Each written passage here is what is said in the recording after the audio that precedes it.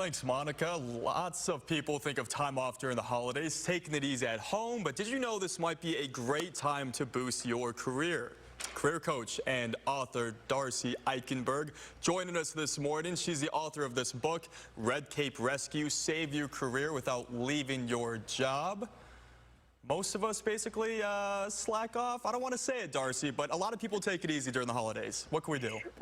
Well, David, of course, if you need a break, you have to take that break, right? But so many of us have been in our houses, we've been alone, and maybe we plan time off and we can't travel. So it's a good time to get back in touch with people in the office, and the relationships are everything today. So this is a great time to do that.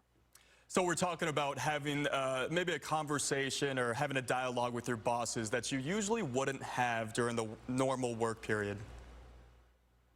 Yeah, this is a great time to be able to, first of all, show some appreciation, to be able to recognize there are people all around you, your bosses, but also your colleagues and peers and people that work in other jobs that support you, that to be able to show some gratitude, to be able to show up for them. I mean, all of our companies are trying to engage us and connect with us. So they might be having holiday events. Maybe it's not a party, but maybe it's also a volunteer outing.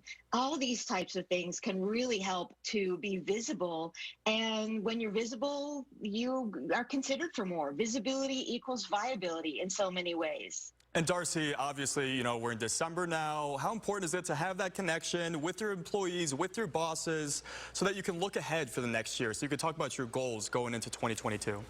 It's such a natural time to reflect, and this is a perfect time to really get clear about what it is you want, and also how you're sharing that with people. What are you saying?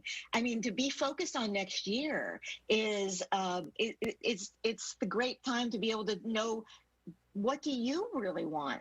There's lots of opportunities out there right now, but if you don't know what you want and you're not being visible, then how can you actually be focused on next year in the right ways?